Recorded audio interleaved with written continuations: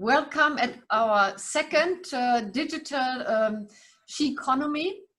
Welcome to all of you, and we are extremely happy that this format is so successful and so many women, successful women like to join. Thank you also Rasha for being our speaker today. And I also like to welcome Marina. Marina will be our next speaker. So I think she gets a good view of what's going on here. And next time it's your turn. Marina from Finland will speak on August 12th at lunchtime at 1 p.m. Also, I want to thank Claudia Oeking, who's in the call, and Philip Morris International, who didn't think 1 minute to say yes and to support and sponsor the format. Thank you very much, Claudia, for giving us and all the women the opportunity to have this format going on. So thank you. Thank you. Yeah, a short introduction to Rasha. I met Rasha 2 years ago when she was a speaker at the Global Female Leaders Summit in Berlin. And I was extremely impressed by listening to her and how she managed to be an entrepreneur with a Jordanian background. Wait, can we mute all of them? Yes. And I thought it's a great story of what she achieved, and a few things that we can all learn from each other. Rasha was born and raised in Jordan, grew up in a humble family as the eldest of 7 siblings. With her family's simple background, her youth was characterized by many obstacles and responsibilities. She was surrounded by an environment that didn't provide her with sufficient academic professional advancement opportunities, which posed a huge hindrance to her goals and dreams. Her only option was to receive a 2-year diploma in computer programming from a local community college, which she graduated from in 1999. Well, she started a very successful professional life. As a businesswoman and serial entrepreneur with 21 years of experience by now, she holds a master's degree since last week from the Frankfurt school. Congratulations from this side, which put in another, you said 18 months besides all the work you're doing. So congratulations. In the last 14 years, she has been working in pharmaceutical trading and international business between the East and the West. Her career in the pharmaceutical industry began in 2007 when she established a pharmaceutical company, MED-PRODUCTS GmbH in Frankfurt, Germany. Then in 2011, founded another company, Mera Pharma GmbH in Zug in Switzerland, where she was managing director until 2015. 2016, Rasha established CEDEM AG, a new pharmaceutical venture in Switzerland, and became its CEO. With her own team in CEDEM, she created a product portfolio for over-the-counter products, nutraceutical and medical products that are tailored for the MENA region and China. CEDEM has multiple branches in Germany, Ireland, and Jordan, where it outsources products by collaborating with European manufacturers, mainly in Germany, France, and Italy, by launching their formulated products in the MENA region and China under CEDEM AG brand. One of her foremost strengths lies in her expertise in the field of pharmaceutical licensing, marketing authorization holder, and regulatory affairs in Europe and the MENA region, and added strengths to its having the knowledge of doing business in Europe and more specifically in Switzerland, Germany, UK, and Ireland. I don't want to go any further. She's doing everything to promote women in business. She holds a lot of charities for her country, and we will hear a lot about the charities as well as her career. And she put some of her mentees also on our call. So Rasha, with furthermore ado, it's up to you. She'll also send a presentation. After the presentation, we'll all go online so we can see each other, and Q&A is available in any possible way. We will make this, record this session, so if anybody does not want to be seen, please don't go online. If you want to not to be seen at all, please send a message via chat. If you want to engage in the discussion, you can do this via chat. We are raising your hand with a video or with a hand on your button at the Zoom. But so far, that's it. Rasha, the floor is yours. You're mute. You're still mute.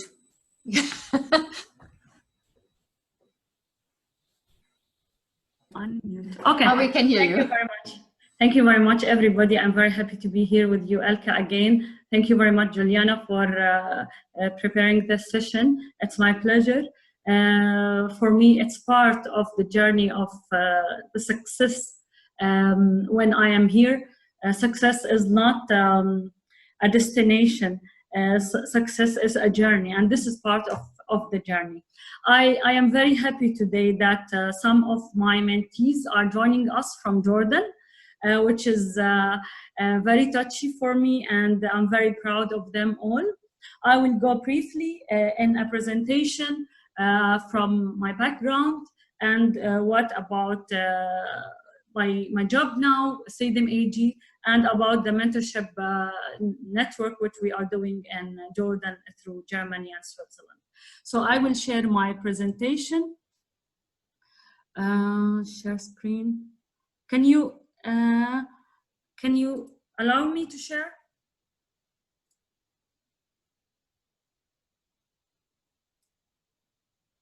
Elka, can you allow me to share?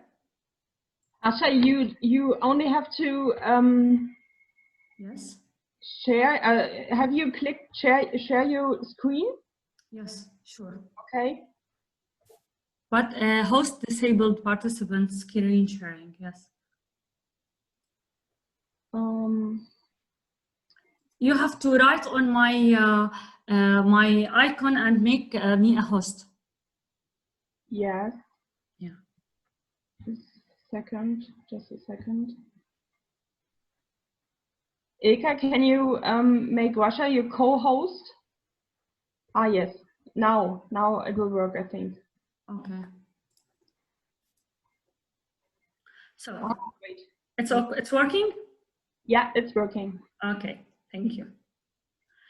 So I will speak about a little bit about my past. I born and raised in Jordan. I have 7 siblings. I am the eldest one. I had a difficult childhood because I was responsible about all my brothers and sisters with my mother. She has 8. And in this culture, there is a lot of responsibilities for the woman when she is for the lady, when she is the eldest one. I attended a public school because my family was simple or modest family. So in the public schools, it's free of charge in Jordan. It's around 40 students in the class. So it was not really a very advanced academic start for me, but it was like for all my brothers and sisters. Then afterward, I applied for a community college of computer science in 1999. I finished my studies. I started in 1997. My aunt financed my college fees because it was difficult for my family to finance that. I will not go further in details because I want to go more in the future. How I started in pharma, actually after 1999, I had a lot of different works and administrative jobs. And here I want to say that you cannot start your entrepreneurial journey without know-how. You need to have a little bit knowledge, how to manage, how to lead, how to organize, how to focus, many different things turn into starting a startup or a new venture. How I started in pharma while I studied computer science, actually I was invited in a dinner and I sat next to a man from Iraq and he asked me why I don't work with him. Then I told him, look, doctor, I only know aspirin. So what shall I do with you? Then he said, okay, you will learn, you are smart. So he discovered something maybe I was not discovering in myself at that time, or at least I was not dreaming a lot because of my background. So I started with him. He was selling Arabic medicine. Then I told him, why we don't source some products from Germany? At that time, Switzerland was a little bit like a dream for me. It's not a word in my dictionary, okay? So Germany was more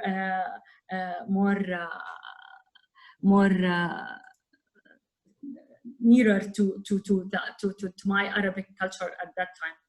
So we went to Germany together, and afterward, we started to look for some companies, and I met some people. I established with them a first company in Germany, which was MED-PRODUCTS GmbH, or MED-PRODUCTS Limited, in Frankfurt. Actually, we started in another city, then we moved to Frankfurt. But I started my journey in pharmaceutical and in Germany. I'm trying also to add, to allow the other participants, so sorry, this is a little bit taking time. So when I started without any academic background, no scientific background, no family, no friends, no money, no residence.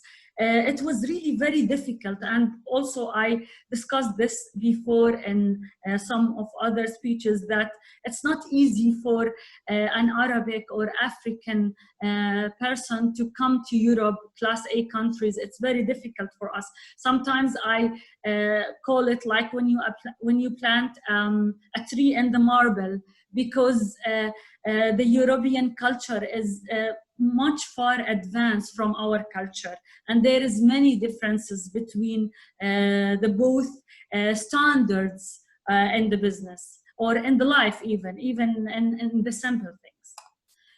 So when I started, it was very difficult for me, because I was competing in many territory like the men in Middle East, they mostly do the pharmaceutical trading. And I have to apologize because I am a woman, because they expect that I am a secretary or employee. They don't accept a woman to be a manager of a company, and small company more even, not very big company. Then underestimation, income discrimination, and also the pressure of need, because I was financing all my family, the 7 siblings and my parents. So it was like not easy to make a balance between what I need to grow my business and what they need in Jordan to send them back. In addition to that, I was always focusing in what is avoided, not what I want, because my father and my family also, not only my father, they was always telling me everything is forbidden, and this creates a fears in our minds, the ladies from Middle East, and I'm very happy that some of them are here now. So just to move forward, in 2015, from 2007 to 2015, I felt like I want to start again. I want to start with another know-how, with a new venture. So I sold my companies, Mera and MED, to an Iraqi investor. At that time, we were doing a very good turnover. We created a lot of brands, and we launched them in some countries, in Middle East, of course. Then I bought CEDEM AG. I am not the only shareholder in CEDEM AG. I have other shareholders. CEDEM, we founded the headquarters in Zurich in 2016. It's a food supplement company and vitamins. We sell nutraceuticals, as we call it. We have our own brand. We produce all our products in Europe, mainly Germany, Italy, Switzerland, France. Then we target only MENA. MENA means Middle East and North Africa, and also China. So the business model of CEDEM is to sell B2B from Europe to Middle East. We have some administrative branches in Germany, UK, and Jordan. Administrative branches means, like in Germany and UK, not big offices, just a small office for logistic issues and some administrative issues. In Jordan, I'm very happy that I have around 10 employees or 9. We have now into 2020 an Irish entity for pharmaceutical. So we started in food supplements for the last four years, and now we will start an Irish we already started an Irish entity, and we will launch our medicines. We are obtaining some licenses now for some medicines for 2021. We have in total 15 employees to 20, between 15 fixed and 5 more extra freelancers and cooperating with us from time to time. What I'm also proud about, that I introduced the private label for pharmaceutical or for nutraceutical in the Middle East. Because for your information, ladies, in Middle East, the private labeling is less than 1%, while in Switzerland, 44% of each things or of everything on shelf is a private label. In UK, around 40%. In Germany, 38%. So it's a very big gap between Middle East and Europe and America. And this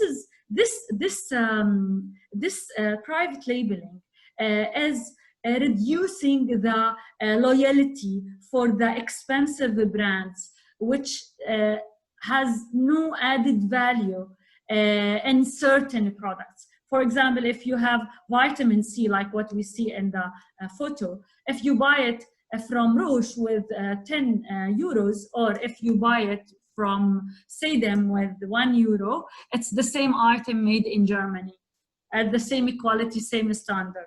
Only the loyalty of the brand is increasing the consumer price, which I don't like. This trend is very famous in Europe. And for me, I'm proud about it because it creates new professions in Middle East. In my companies, a lot of ladies and also guys still with me or left me, they learned a new profession and they now have a successful career because they learned something where nobody really specialist in Middle East. Okay, so we have in CEDEM many executives, not only me.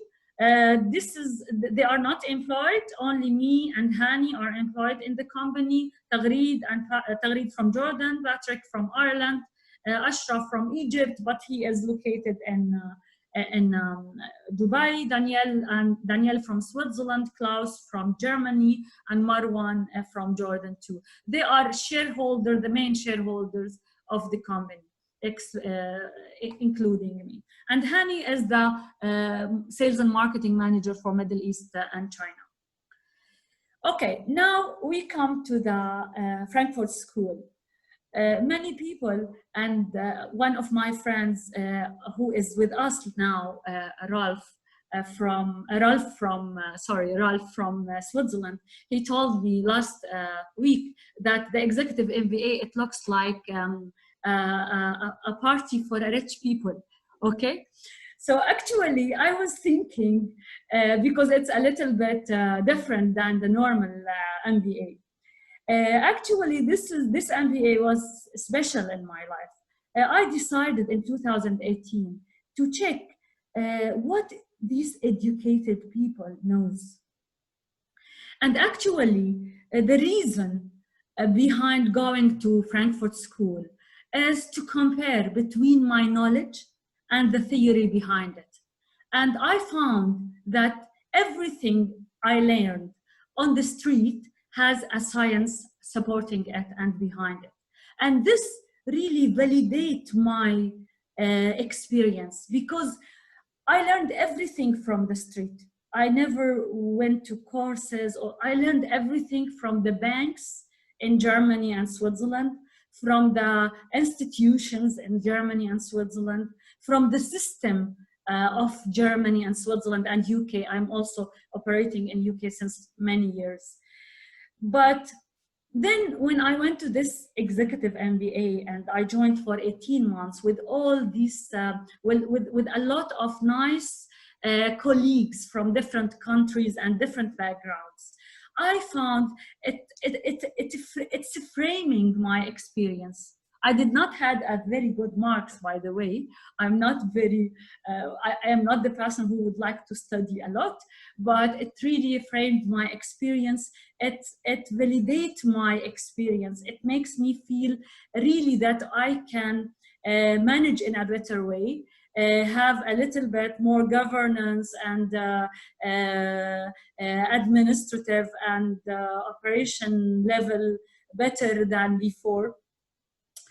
So I really recommend the executive MBA for anybody, and Frankfurt School was a great opportunity for me. Okay, so now we are getting to the end, my purpose in life. After my journey, I believe that I don't say about myself I'm successful or not, because this is really a journey. But I suffered a lot in my life, a lot. Without money, without family, without language. Until now, I'm still building up and growing. So my purpose in this life is I aspire to inspire entrepreneurs, because I know for a fact that dreams can become a reality. I know for sure that dreams can become a reality. And I tried that. I don't want to say that I want to transform or to convert their dreams to reality, but I want to inspire them, to inspire them, to give them, to empower them, the ladies or guys or whatever, or any entrepreneur, to believe that he can really turn his dream to a reality. So I wrote it also in Arabic. أطمح أن ألهم رواد الأعمال لأنني أعلم على وجه اليقين أن الحلم يمكن أن يصبح حقيقة. I was reading recently the latest book of Oprah Winfrey, What I Know for Sure. It was so nice book, and it really has a reflection in what I'm saying here, that you cannot transform things. Inspiration is something you cannot touch it, but you can really reflect that you was really very poor and you became in the middle level and, let's say, rich, or with enough or above the average, let's say, and you have enough resources. Today I fly when I want, I go to any hotel I want, I select any vacation I would like to do, I give money for anybody I would like to help. It's not like before today. So this is what convert the things from the past to here. Okay, so before the last slide, what is the mentorship? You know what? If I can really change anything about my entrepreneurial journey, it would be accessing mentors earlier in my life. Because mentors are very important, especially for ladies who doesn't have access or financial muscles, or very educated families, or strength from the family, because family give you a lot of power. So if you don't have a mentor, you lose a lot of time to discover the right way. And that's why I created the project Amali. Amali, it comes from Amal, and Amali means my Amal, or my hope. Amal means in Arabic hope. So Amali, it's my hope. It's a mentoring network where I started myself mentoring some ladies. This project was partially financed from GIZ Bank in Germany, and with operation or with arrangement of Rotary Club Amman Capital, my colleague with us now from Amman Capital. We selected 10 ladies, 10 projects, actually 11, and we are trying to train them. I do it myself, and then we connect them to mentors. And it's very good chance that they are with us today. So this project aims to establish a mentoring network for female entrepreneurs from underprivileged families in Jordan by supporting their business startups, and in turn contributing to the economic development of the country. The last slide I have before I give the chance to my mentees to speak. We selected 10 projects. محكات التفكير as for education, it's an educational program. Duha, she has the biggest physics platform in the Middle East. She's 24 years old. Zain and Soline, they have Empowerment Academy in football mainly. Amal, she has a yogurt business without, let's say, ecological. Busaina, she has a lab for sewing. Inas, she has a platform for upcycling things for women and architect. Razan and Haneen and Nasreen, they have an academy for teaching Arabic in Jordanian language accent for foreigners. Samah, she has like a coupon app for discounts. Lena, she has Ideal. Ideal is a fancy brands and an outlet. It's an app also. Hala, she has a nice boutique for herself for a fancy or night wears. And Dream, she has a traditional Arabic sewing. So I would like you, before I close my presentation, I would like you to visit www.amali.life and to become mentors with us. Maybe you can help some of these ladies to mentor them virtually from time to time. And I will leave the space for them. We will listen a short sentence. I did not prepare anything. They prepared their sentences today.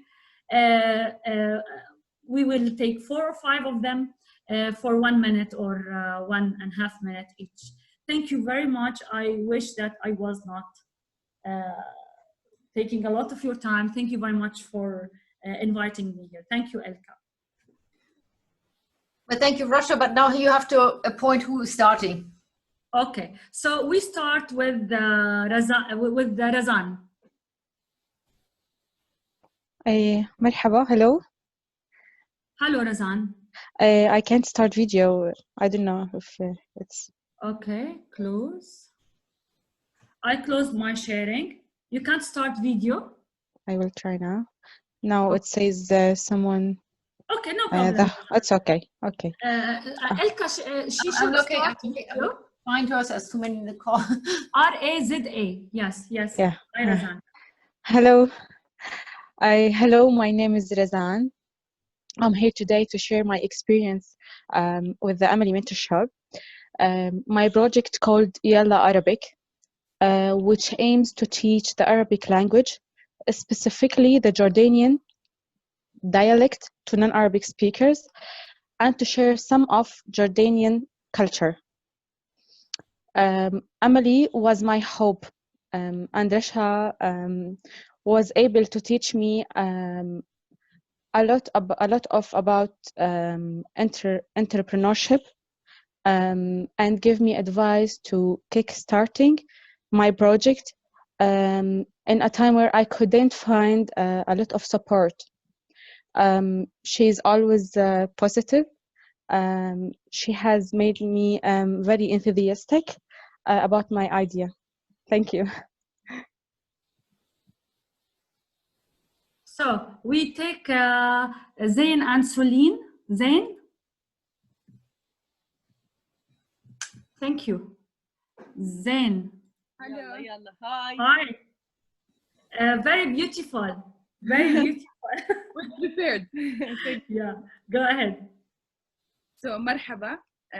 My name is Zain Toual. Lower your voice, please. Increase the, yes. Hi. So, marhaba. My name is Zain Toual. My name is Celine Zabi. And we are from Jordan. We were lucky enough to meet Rasha, and that's when she became our mentor. We are an ex-national team football players. We started playing in 2004. And that's when we started facing the obstacles and the barriers that we face, along with the cultural barriers that we have in Jordan.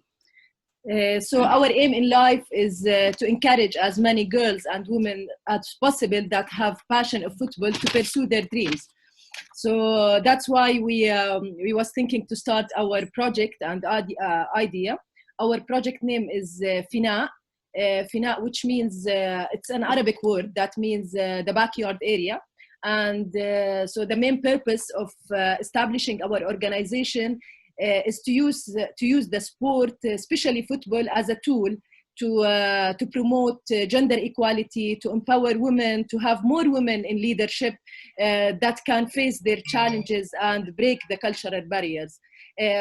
So what we will do in Fina is that we will be working on the playing areas of the public schools, of the girls' public schools in the rural area across the country. We will transform the backyard areas into a football pitches with a well-equipped football pitches with all its necessaries, so they have a safe environment to be encouraged to play football. As we will be working on the schools teachers to provide them with the football coaching courses to pass it along with the future generations. Okay. So our main vision is to provide females at local communities a great venue for them to gain their confidence, to start making their own decisions and improve their leadership skills along their future life. Rasha, we're talking about Rasha. So Rasha was one of the very few to believe in our project. She was supporting us along the whole process of converting this idea into a real business. We were in the process in registering our company after that. Yeah. So now we are working on the non-for-profit organization, and we want to thank you, Rasha, our mentor, who inspires us to make this dream come true, to make this project come a real business. Thing. Yeah. Thank you. Thank you. Thank you. Okay, Hala. Hala. Hala. Hello, everybody. Hi. My name is Hala Khader. I'm from Jordan. I'm an iOS developer, and I have my own boutique, my shop. It's a bridal and evening dresses shop. I want to talk about the Amali project. Two things that I have learned from Amali project. The first one, financial arrangement for my boutique. It was useful, and the second thing, it's how to make how to market my goods in a good way, especially in social media marketing. I want to thank you, Rasha, for everything, and thank you for listening. Thank you. Abir. Abir. You have to unmute yourself. Unmute yourself. Okay. Good evening, everybody. My name is Abir Amouri. I'm not young as everybody. I'm older than them. I worked for many years in education as a teacher and as a curriculum developer, textbook writer. After finishing working with the Ministry of Education, I wanted to do something for young Jordanians, and I wanted to let them think for themselves, to be proud of their culture and language, and to teach them how to think. So I created this a new program, educational program based on discussion. I promoted this, so my program is discussion sessions, learning through discussion, reading text from Arabic literature, and discussing the ideas and the themes of that text. I am very skilled, let us say, in technicalities, but I am very weak in project management and marketing. So my organization is really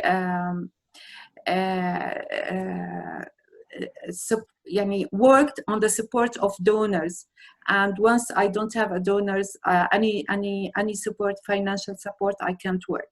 So Rasha, I met Rasha, and through our meetings together, I learned a lot from her. I learned how to present my idea, how to present my work, how to explain the uniqueness of my program, who are my competitors, and how to market an educational program. So thank you very much, Rasha. Really, with the team, with all the team, we learned a lot from each other. Thank you very much. Thank you. Amal, last one, Amal Shalabi. Amal. مرحبا. بس هاي أمل. مش قابلة أعمل فيديو. بحكي لي الهوست. It's okay. Hi everybody. Hi. Hi. How are you? Very good. Thank you, Amal.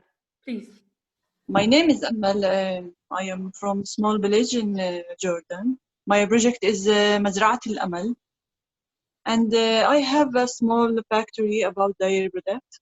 I produce Nabilsi cheese that is very popular in our country.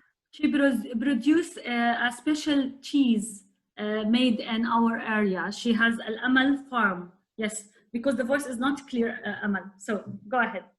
Sorry. I think that our project give me a lot of power in our quarantine.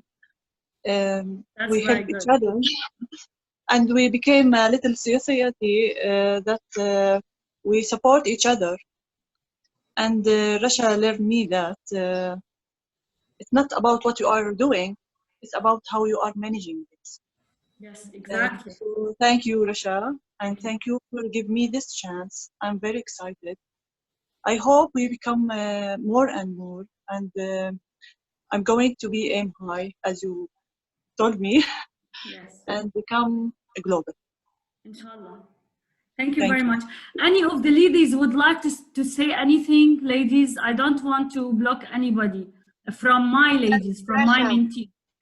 Rasha, I would like to say something. May from Rotary Amman Capital, the last speech then. Please, May, go ahead. No, I don't.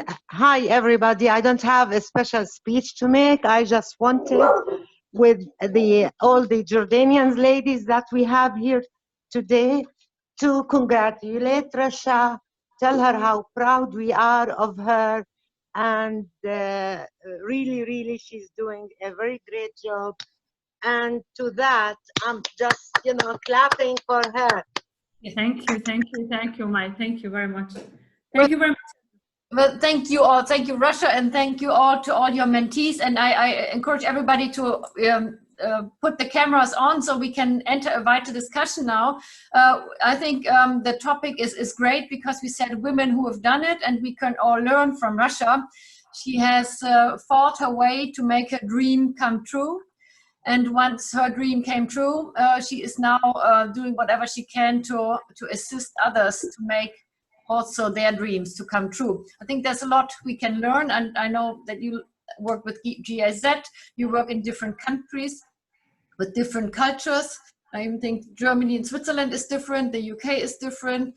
We talked about that, how Jordan was different than Europe in the Corona crisis. So anybody who has a question can either put it in the chat, raise their hand, or put the virtual hand up, and I will then ask you to speak up. Any questions to Rasha or any of her mentees? Or comments? I hope I can see all of you. We have something in the chat. Elizabeth. Yeah, go ahead. Hi, thanks so much for your very moving, fascinating talk, Rasha, and also to the other ladies. I just wondered what the reaction was from your family and your friends when you moved from Jordan to Germany, because in terms of perhaps the way the society works, were they supportive? Were they shocked? What was the reaction? This was the most difficult part of my life, because I always should convince them that I will come back in 1 week. So I never was able to live or to create a community in Europe, because they were not understanding what I'm doing exactly. They need money. Also, it's a shame in our culture, in our simple culture, that the woman traveling alone, it's a big problem, okay? So I was always, for many years, suffering from this point. Baba, I have to go, I will come in 1 week, don't worry. And he always called me 100 times a day, take care of yourself, and so on and so what. Then it became normal afterward. And one day when I was able to bring my father to Europe, okay, he was very surprised that he told me, oh, you know what, I thought it's different. I thought it's scaring. But when he saw like in the bar, they drink coffee actually. So he understood that he wasted a lot of my energy and the fears and forbidden stories. So it was not easy at all, but I did it because I want to go. And also I want to tell you something, to be honest with you. Unfortunately, my family are good family, but they are very simple. They are not educated. I was paying for my freedom, Elizabeth. Okay?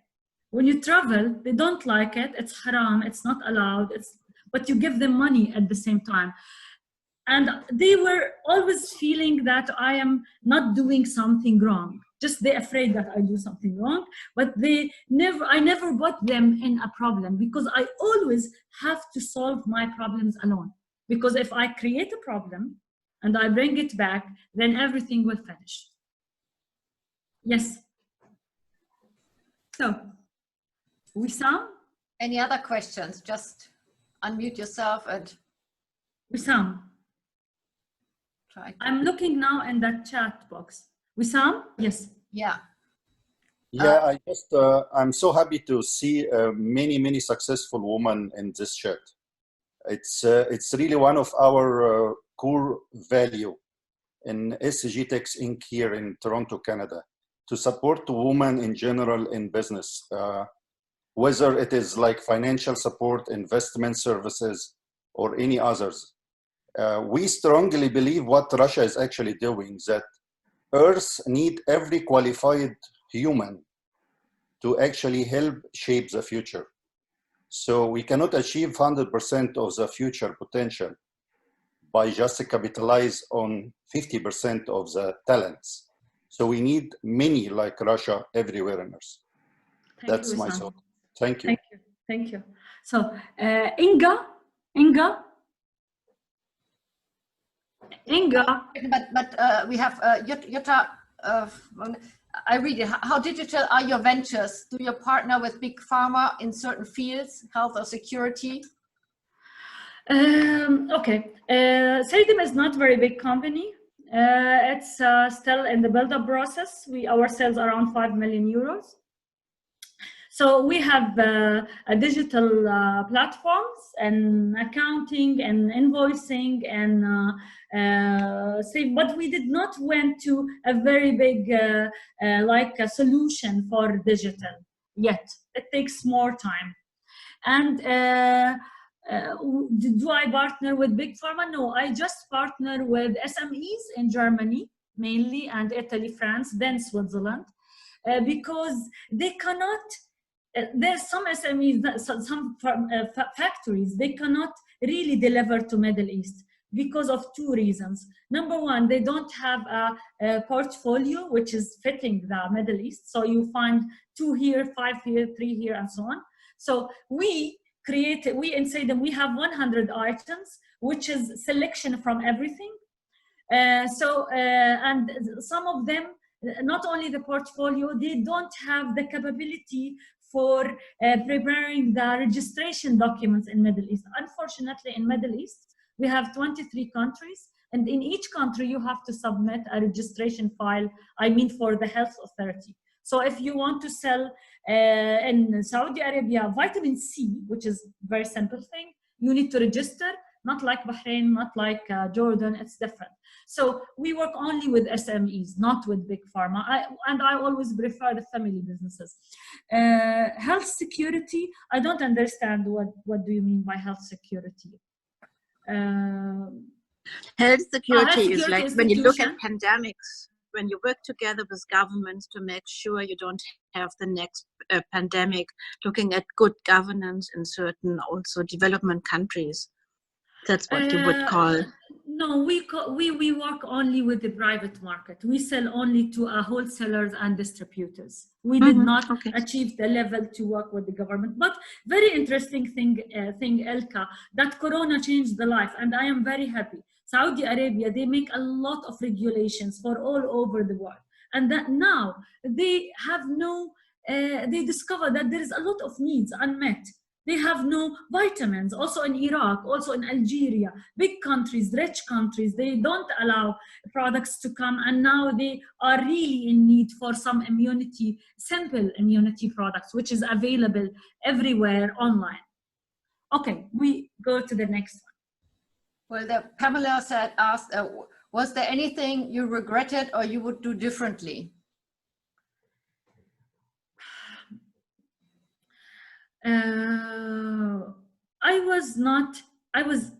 The fears. Sometimes you think a lot. And then I discovered that there is anything you're afraid of, it will never happen. It's too much fears, it's not necessary. It's only a mental case, mental status. I discovered that you have to really think positive all the time. I never look back. Okay, I'm always going forward all the time because I have no time to look back. I have 10 people, I have to send them money. I have not to make mistakes. I have to go forward. I have to grow the business. I have to grow myself. I have passion also. But fears still with all of this, fears took a little bit of my time.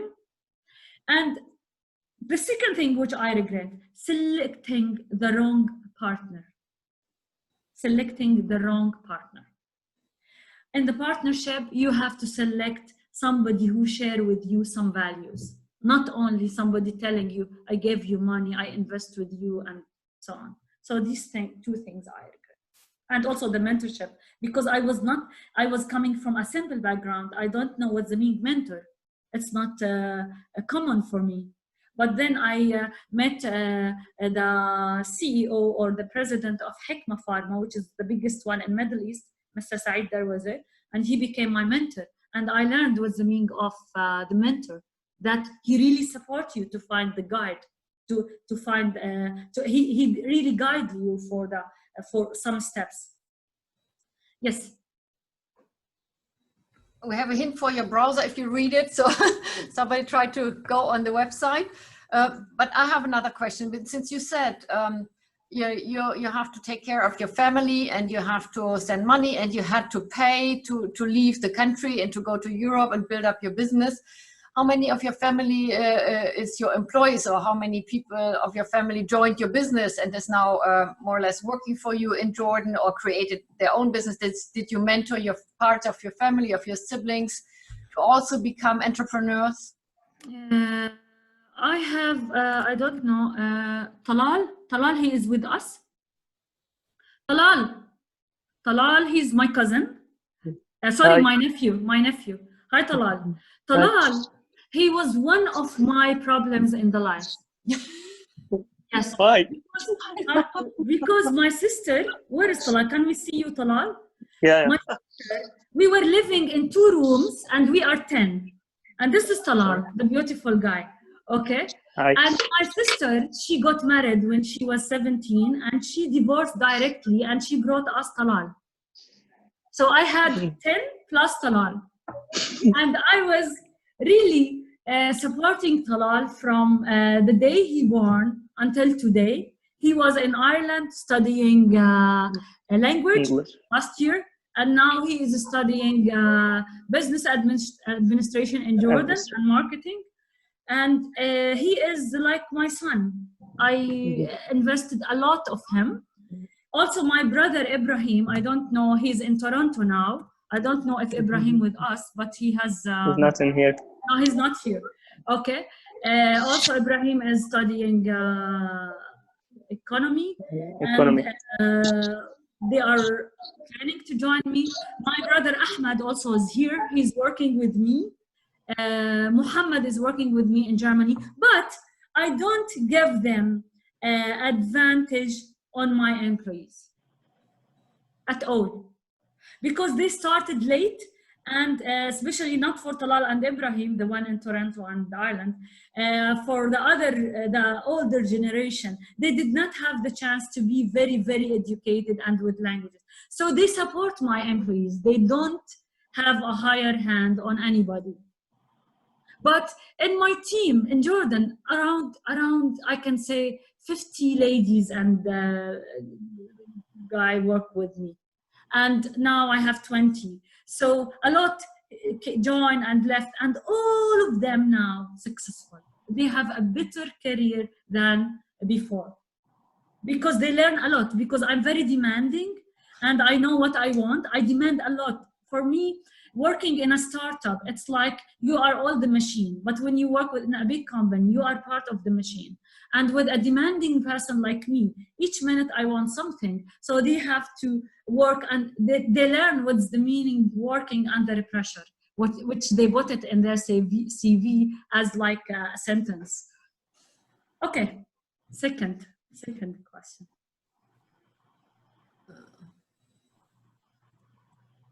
I have no other questions in the No chat. other questions. Okay, I have Angela.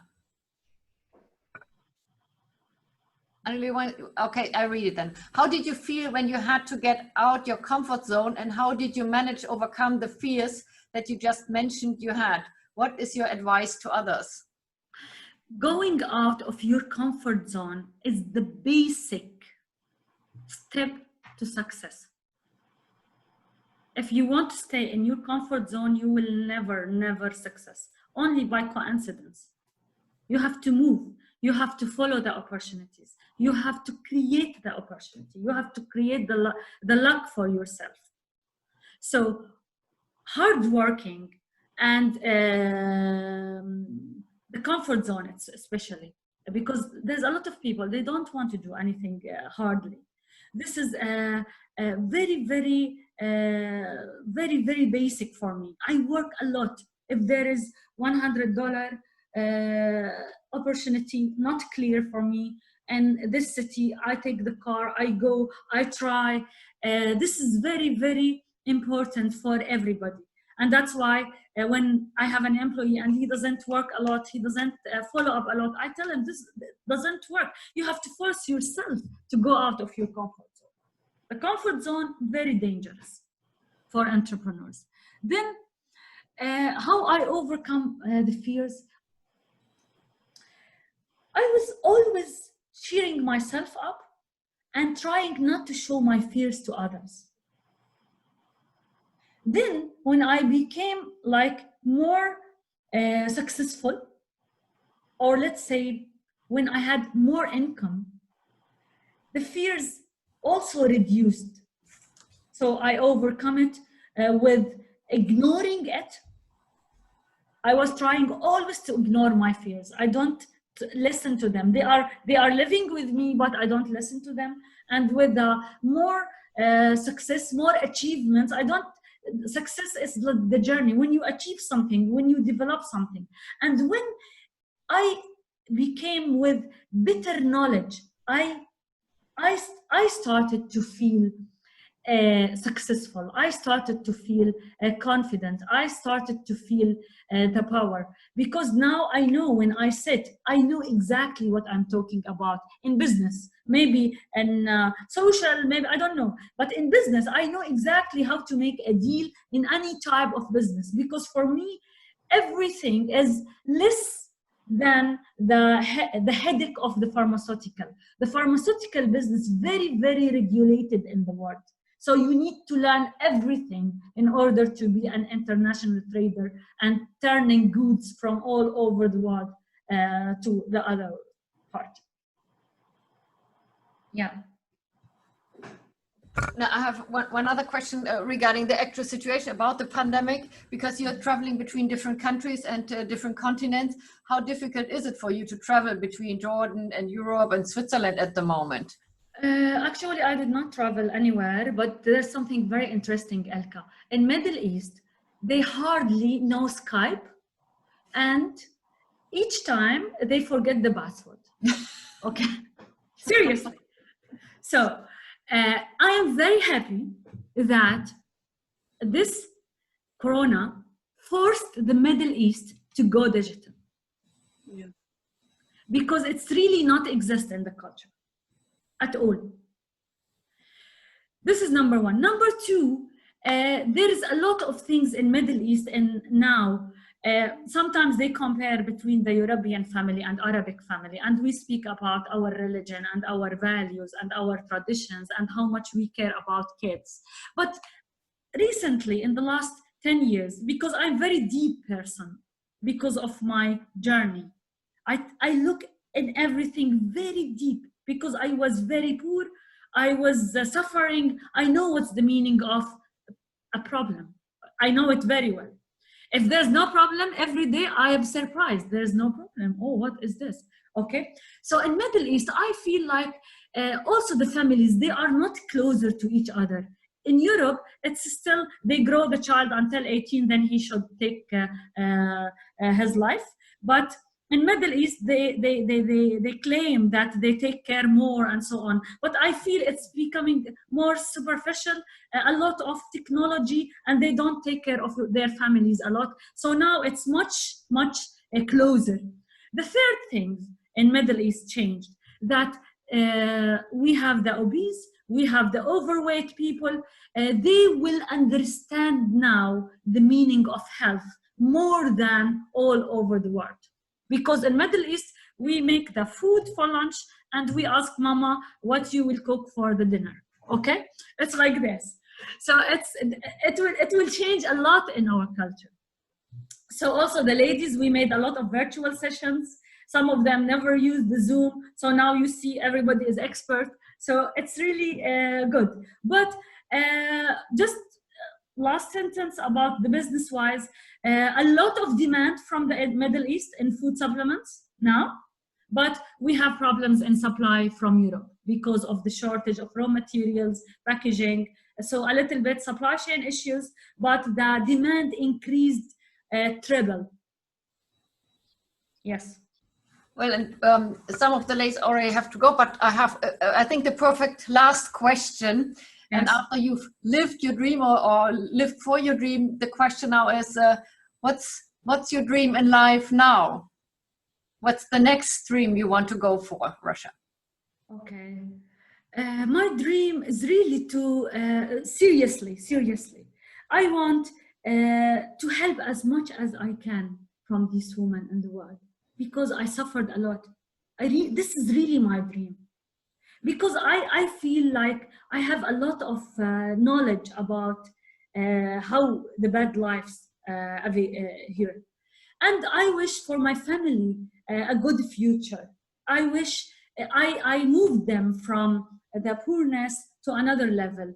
I really dream that to see them in a very good level, educated, the third generation of us, in a better situation, not like us. And here, Elka, let me welcome His Excellency Damba from Saudi Arabia. He is the ambassador of Ghana in Saudi Arabia. Welcome, Your Excellency. It's nice that you joined here. So, thank you very much, Rasha. Thank you very much. Thank you. It's our pleasure that we have an African also person with us in your high rank position. Thank you. Thank you. Thank you. So this is my dream. My dream, I already traveled a lot. I was in 60 countries. I saw many cities. My dream is not personally for me. I wish maybe to make an academy or to teach in the university, to have more happiness in my life, because I lost a lot in the past. This is my dream, but I don't have like dreams like I want to make billions, and because I learned from all the millionaires which I met in my life that a certain amount of money is enough for you. It's about how much you give to other people, how much you are satisfied about yourself, how much you cannot change the world, but you need to try to develop a little bit, to leave this world in a really better situation. Today, we have these mentees with us. Do you know how much I am happy that I changed something in their life? Seriously, even in small details, they are better now, and they will make better for other people. This is the best dream I have. Well, Rasha, thank you so much. And I think there's a lot of ladies in the call here. And if we all, take up your words and help others a little bit, and I think most of us here in the call do so, let's make the world a better world in, not making everybody rich, but, assisting others to make their way as well. We will share your presentation and whatever and your vita, your contacts, so whoever wants to follow up with you directly can do this. And so far, I can only give you a big clap and thank you so much. Thank you all for joining, and I hope to see a lot of you again. Marina Vaturla from Finland will be there on August 12th at 1 p.m. German time. I have to say that because we have so many time zones in the call now. And the next one after that is on the 28th of September. Then we'll have the Cabinet Secretary for Economy, Fair Work and Culture from Scotland, Fiona Hislop. So I think there's a lot of interesting more talks to come, and please join us if you have ideas who we should ask to be in the middle and to speak here. You're most welcome to do so. But so far, once again, to Claudia Oeking and Philip Morris, that we can do that. I think it's a great format you're supporting here.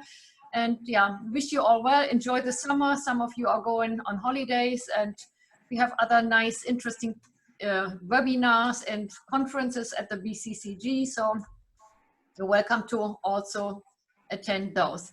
Once again, thank you very much for your inspiring talk, Rasha. Thank you for your mentees to join here, and good luck for your future work. Thank you, and bye-bye. Thank you for everybody. Bye. Bye-bye. Bye. Thank you. Ciao, ciao. Bye.